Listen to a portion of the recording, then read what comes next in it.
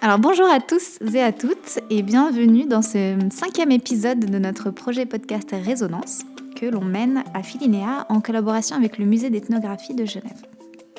Aujourd'hui on a une invitée spéciale, c'est Maya qui va nous parler d'un lien avec un objet qu'elle a choisi et le titre qu'elle a choisi pour ce podcast c'est Casser les codes et oser l'authenticité.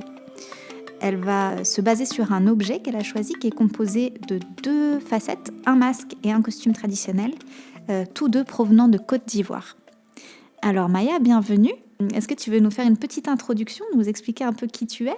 Alors bonjour, je m'appelle Maya, j'ai 25 ans, je suis d'origine suisse et portugaise et je suis née à Genève dans les années 2000. Moi, mes passions dans la vie, c'est la mode, l'art, j'aime aussi beaucoup la danse et le maquillage et surtout aussi la musique. Alors merci Maya pour cette petite introduction qui nous permet de capturer un peu qui tu es dans les grandes lignes et surtout tes intérêts. Est-ce que maintenant tu pourrais nous présenter l'objet que tu as choisi, s'il te plaît ? Alors l'objet que j'ai choisi, c'est un véritable objet coup de cœur. En fait, dès que je l'ai vu, ça a été immédiat. En fait, c'est un costume de cérémonie spirituelle qui, du coup, vient de Côte d'Ivoire, qui est fait en 2 parties. Alors, la première partie, c'est un masque en bois, Janus, donc qui a 2 visages, un devant, un derrière, avec une bouche, et par-dessus, un animal. Il date de 1920. Et le contexte de ce masque, c'était plutôt qu'il était porté dans des rites spirituels, dans un but de conjuration. Il a été acquis par le MEG en 1935. Et la deuxième partie, c'est un costume traditionnel qui est fait en raffia. Donc le raffia, c'est une matière organique qui est un peu beige, comme ça, et qui ressemble à de la paille. C'est un costume qui a été créé pour la performance de l'artiste Désiré Amani pour une exposition à Zurich qui s'appelle Look Closer. Parfait, merci beaucoup. C'est vrai que pour l'avoir vu, c'est un objet qui est assez imposant quand les 2 parties sont assemblées l'une avec l'autre. On a donc le masque, mais aussi donc ce costume traditionnel. Et en fait, c'est vraiment très haut. Ça doit faire au moins 1,70 m. Donc c'est assez volumineux, assez impressionnant. On ne peut pas passer à côté quand on est dans cette exposition. Donc du coup, quel effet ça t'a fait, toi, quand tu as vu cet objet pour la première fois ? Et puis, quel est un peu le lien que tu as pu faire entre justement cet objet et puis peut-être ta vie, ta personne, tes aspirations, ta manière de voir les choses ? Parce qu'il y a quand même un écho qui est assez proéminent entre ces deux éléments, donc toi et cet objet. Alors effectivement, comme tu l'as dit, cet objet, il est vraiment imposant. En fait, il passe pas inaperçu. Il a une présence qui en impose et à la fois qui est assez majestueuse, je trouve. Et moi, c'est vrai que dès que j'ai vu cet objet-là, j'ai directement pensé à la drag queen Mami Wata. En fait, elle a créé elle a fait un look pour l'émission Drag Race France All Star, qui est très similaire en fait à ce costume-là qu'il y a au Meg. C'était du coup dans l'épisode 7, elle l'a porté sur le runway où le thème était « Vive la reine ». Et ça m'étonne pas parce que du coup, Mami Wata, elle est aussi d'origine ivoirienne, comme ce fameux costume. Et du coup, on voit bien qu'elle a voulu mettre en avant ses origines dont elle semble être fière. Le drag, donc, effectivement, c'est quelque chose qui compte pour moi. C'est quelque chose que j'admire beaucoup, à travers le fait que le drag, c'est s'amuser aussi des codes du genre, en fait. C'est avoir accès à une certaine fluidité, que ce soit dans l'expression de genre ou dans l'affirmation visuelle de son genre. C'est quelque chose qui permet, du coup, grâce à des outils tels que le maquillage et les tenues, de mettre en scène, de performer ce qu'on a envie de transmettre à travers la performance qu'on désire, en fait. Et c'est vrai que moi, je vois un lien particulier entre ce costume-là du Meg Et le fait que ce soit la drag queen Mami Ohata qui l'a porté aussi dans cette émission-là. Drag Race, je précise, c'est une émission télévisuelle, c'est une compétition de drag queen. Donc au départ, généralement, il y a 10 drag queens qui sont dans cette compétition et à la fin, il en restera une qui sera couronnée et ce sera la reine de la saison. Donc effectivement, le drag et ce costume-là, pour moi, il y a un lien assez évident qui est l'histoire de performance et le fait que une fois qu'on a mis tout cet accoutrement, la perception du spectateur en face change sur nous. Le regard, en fait, change. Et c'est vrai que moi, j'aime beaucoup cet aspect un peu théâtral de la chose. Et puis, c'est vrai qu'en plus de tout ça, moi, j'aime beaucoup jouer des codes, comme dans le drag, en fait, avec le maquillage, avec la mode. Il y a 1 an, par exemple, j'avais fait un workshop qui était un workshop moustache. Et en fait, on avait un make-up artiste qui est venu nous apprendre à nous faire une moustache avec le maquillage. Et j'ai trouvé ça plutôt génial. Je me sentais bien.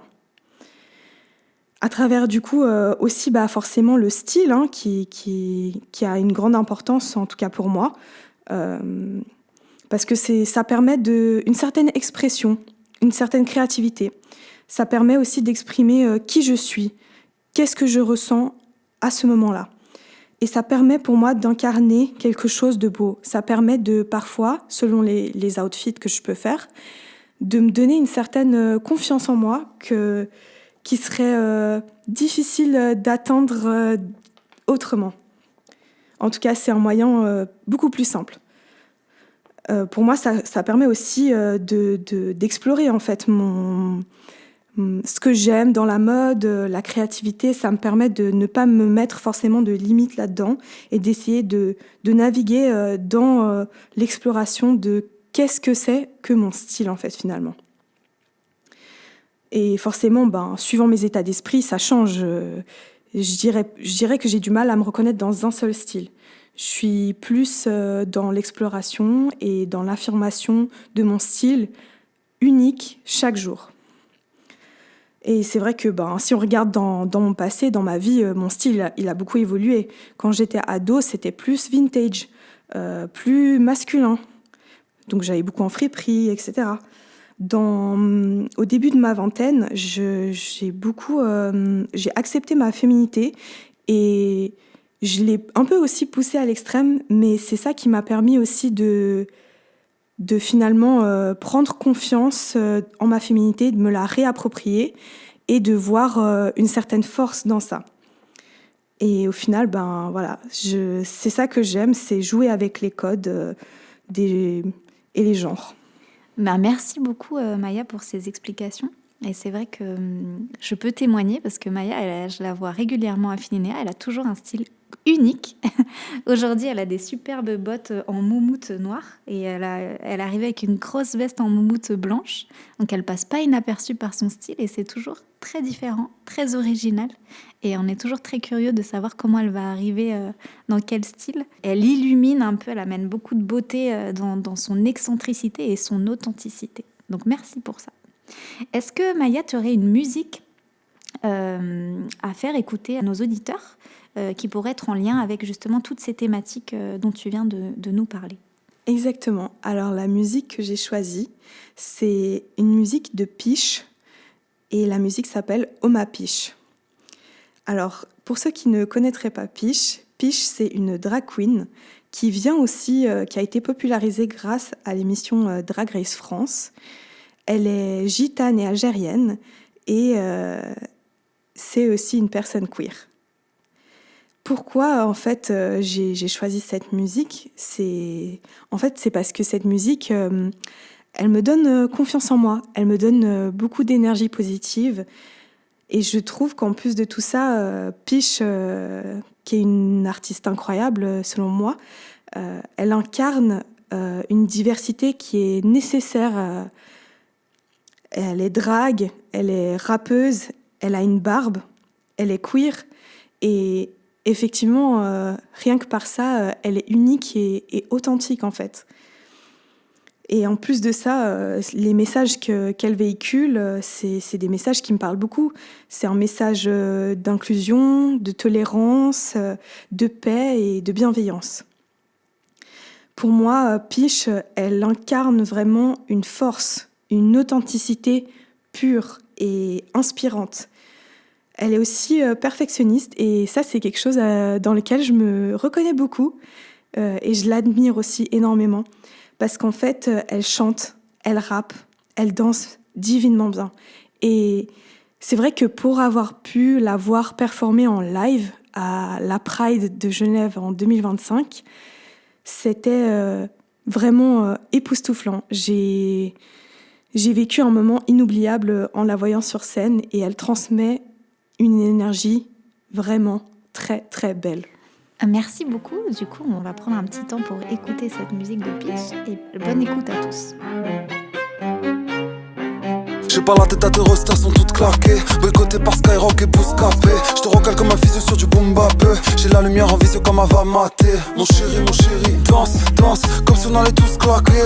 Je fais des courbettes à personne et personne bronche. J'ai passé la deuxième, t'entends un putain de vroom. J'ai passé 2-3 bangers dans ta putain de tronche. Incognito comme un civil dans un putain de bronze. Motherfuck, j'ai reparlé tous les codes. Je te plante en Saint-Laurent, tu pourras prier tous les codes. Motherfuck, j'ai reparlé tous les codes. Je te plante en Saint-Laurent, tu pourras prier tous les codes. Piche. Passe le temps, le sang qui commence à couler. Je suis pas vacciné, casse le genre. Maintenant c'est pas l'orientation qui fait la sexualité. Danse mon enfant. Sur tes talons hauts tu pourrais bien t'envoler. Ponce comme un diamant. Je peux changer de face, t'es belle de tous les côtés.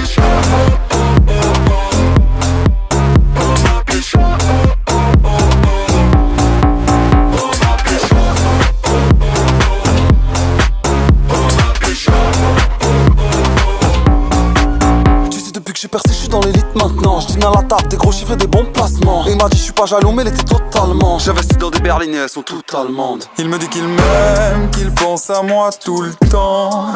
Que je suis la seule avec qui il peut s'entendre. Me fait de la peine quand il dit que je lui manque. Me fait de la peine quand il dit que je lui manque. Passe le temps, le sang qui commence à couler. Je suis pas vacciné, casse le genre. Maintenant c'est pas l'orientation qui fait la sexualité. Danse mon enfant. Sur tes talons hauts tu pourrais bien t'envoler. Ponce comme un diamant. Tu peux changer de face, t'es belle de tous les côtés. Voilà, on vient d'écouter le morceau proposé par Maya. J'espère que vous l'avez apprécié. Pour conclure, Maya, est-ce que tu aurais un message à faire passer à nos auditeurs ? Oui, alors moi, mon message, ce serait tout simplement soyez vous-même.